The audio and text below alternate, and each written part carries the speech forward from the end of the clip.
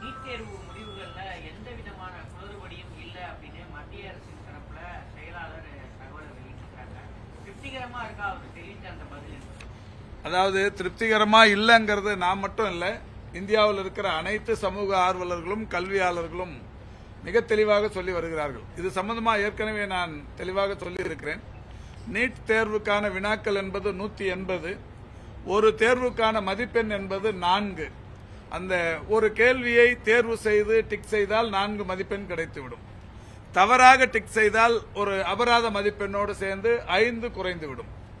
180 மதிப்பெண்களையும் இந்த 180 கேள்விகளையும் டிக் செய்தவர்களுக்கு சரியாக இருந்தால் 720 மதிப்பெண்கள் கிடைக்கும்.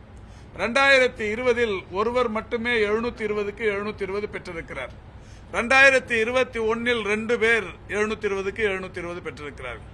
2022 ஒரு 3 பேர் பெற்றிருக்கிறார்கள். ஆனால் இந்த ஆண்டு 720க்கு 720 என்று 67 பேர் பெற்றிருக்கிறார்கள். இதிலேதான் சந்தேகம் வலுக்கிறது. ஒரே ஆண்டில் 720க்கு 720 எப்படி இவ்வளவு பேர்களுக்கு வந்தது என்கின்ற சந்தேகம் வருகிறது. இதில் இன்னும் ஒரு குழப்பம், அந்த 720 ஒரு கேள்வியை அட்டன் செய்யாமல் விட்டிருந்தால் 716 வரும். அந்த கேள்வியை தவறாக மதிப்பிட்டிருந்தால் ஒரு அபராத மதிப்பெண்ணை குறைத்து 715 வரும்.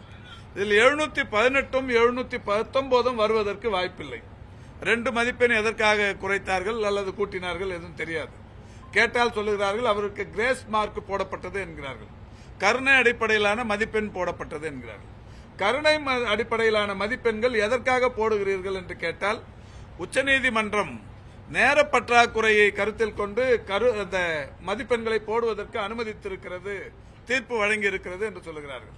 ஆனால் கல்வியாளர்கள் சொல்வது, நீட் தேர்வுக்கு உச்சநீதிமன்றத்திலிருந்து அதுபோன்ற தீர்ப்பு எதுவும் வரவில்லை. அது மாதிரி வந்திருந்தால் அதை நேஷனல் டெஸ்டிங் ஏஜென்சி விளம்பரப்படுத்தி இருக்கலாம், அது இல்லை அப்படின்றாங்க. அப்போ வேற ஏதோ ஒரு வழக்குக்காக வந்த அந்த கருணை மதிப்பெண்கள் கிரேஸ் மார்க்க இதுல போட்டிருக்காங்கிறது தெளிவா தெரியுது. இன்னொன்னு, ஹரியானா மாநிலத்தில் ஒரு ஃபரிதாபாத் என்கின்ற இடத்தில் ஒரு சென்டர்ல 7 பேர் 720க்கு 720 வாங்கியிருக்கிறாங்க. அது வரிசையா அடுத்தடுத்த சீரியல் நம்பர்ல இருக்கிற 7 பேருமே அந்த 720க்கு 720 வாங்கும் போது மற்றவங்களுக்கு சந்தேகம் வருது. இந்த சந்தேகத்தை எல்லாம் தீர்க்க வேண்டியது நேஷனல் டெஸ்டிங் ஏஜென்சியோட கடமை.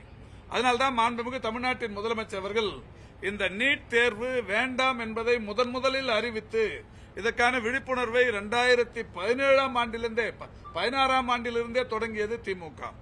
தொடர்ச்சியா அது ஏ.கே. ராஜன் தலைமையிலான ஒரு குழு அமைத்து அதிலிருந்து கிடைக்கப்பெற்ற அறிக்கையை சட்டமன்றத்தில் மசோதாவாக நிறைவேற்றி, அந்த நிறைவேற்றப்பட்ட மசோதா கவர்னருக்கு அனுப்பி, கவர்னர் அதை மேதகு குடியரசுத் தலைவருக்கு அனுப்பாமல் காலந்தாழ்த்தி, பிறகு பல்வேறு போராட்டங்களுக்கு பிறகு அந்த மசோதா 2வது முறை நிறைவேற்றி, பிறகு கவர்னர் வேறு வழியே இல்லாமல் மேதகு குடியரசுத் தலைவருக்கு அனுப்பி, குடியரசுத் தலைவர் உள்துறை அமைச்சகத்துக்கு அனுப்பி, உள்துறை அமைச்சகம் தமிழ்நாட்டில் இருக்கிற உயர்கல்வித்துறைக்கும் மருத்துவத்துறைக்கும் தொடர்ந்து சிறு சிறு விளக்கங்களை கேட்டு அனுப்பி, இங்கே தமிழ்நாட்டின் அரசு அந்த சட்ட வல்லுநர்களோடு கலந்து பேசி அந்த விளக்கங்களுக்கு பதிலும் அனுப்பி, இது மாதிரி ஒரு 5-6 முறை முடிந்திருக்கிறது.